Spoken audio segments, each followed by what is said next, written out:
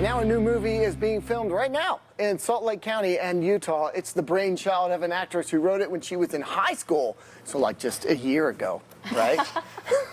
You're too sweet. No, it is. We're here with Savannah Ostler Diallo. Yes. Hey, I got that right. And Monica Moore Smith, Yes. which I remember because it reminds me of like Michael J. Fox. You have to say it. We're the same. You have to say it as one word, really. Now, before we get started, very important question. Yes. Laurel or Yanni? Oh my God. It's important. Laurel, all the way. Yeah, I say Laurel. Yeah. me too. Those Yanni folks. You are know, weird. I don't know what's up with I don't this Yanni. believe in Yanni. Yeah.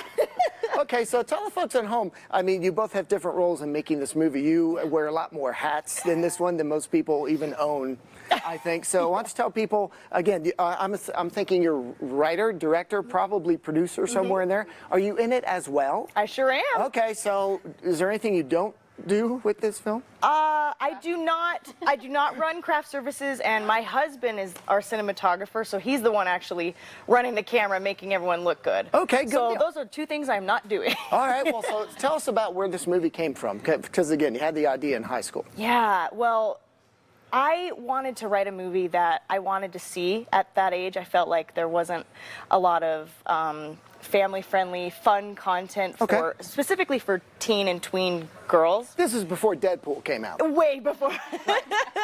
Yeah, obviously. Right. And this story, I really feel like it was an inspiration. Like I just had a dream about these two sisters and this dream they have of becoming singer-songwriters together, and this family tragedy that kind of Threatens to derail that. But they persevere, and they really keep going at it no matter what, and they realize that it's their dreams that hold the family together ultimately. And so do you play sisters in the movie? Because I know we are sisters. Okay, so you're the lead, right? Yes. I mean, hey, we kind of share that spotlight. No.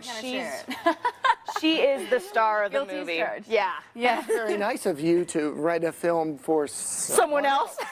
I'm very lucky. It's an awesome part. So. Yeah. Well, she's amazingly talented. She sings in it as well. So Oh, okay. it's awesome. And are you also a musician, or was it just is it kind of autobiographical? Or? Actually, yes. I also sing, and I wrote all the lyrics for. We have a lot of fun original music throughout. Oh, It's yeah. awesome. Yeah, This the is music the soundtrack is phenomenal. I did not write the music, however. That is our composer, Christopher Escalante. Awesome. He's amazing. So good. Would you describe it as a musical, or maybe a musical? I would say, it's not exactly like High School Musical, but it's like High School Musical with an edge, if that makes sense.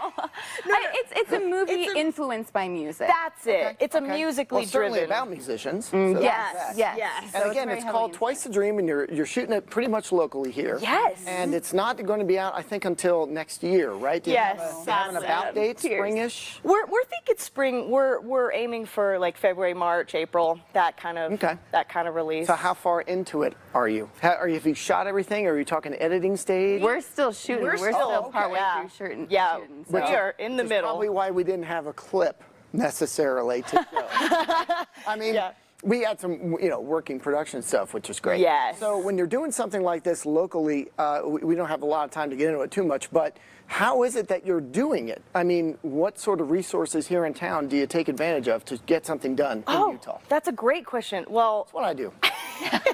Ironically, I moved to Los Angeles after high school with just a script and a prayer and a dream, and I thought if anybody could help me make this movie, it'd be in LA, which was totally the wrong way to go. It's Stuff. I was the tiniest little fish in the biggest pond, Right. and all these. I call them development men. They tried to tell me no offense, no offense, but they were mostly men. I'm like, Whoa, careful. They happened to be mostly men, and they were trying to tell me, well, this is what teenage girls like and do not like. And I was like, have you ever been a teenage girl? No offense. as a 47-year-old man, I know what teenage girls want to look at. Yeah, so I got, and I got a lot of close calls. I got some people wanting to buy the script, but they wouldn't let me have any creative input. And I couldn't let my baby go. This dream is so important to me, and it was like letting go of a part of me.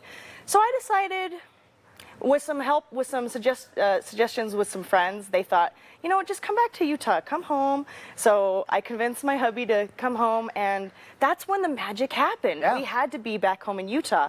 That's when all the cast and crew really, it's a collaborative effort. It's a family. It's a film family. It's true. Okay. You know, and Well, So many people that were part of it that wouldn't have been able to be a Yes. part of it had it been in LA. yeah. Well, we're looking forward to seeing the baby. Yeah. When it's okay, when it's done. Right now, we may have to let your baby go because we're out of time. But let us know when it's coming. It's called Twice a Dream, and we'll let you know when you can see it here in town. Now we're going to chat with Buddha, who is out there having a good time. Let's see what he's doing.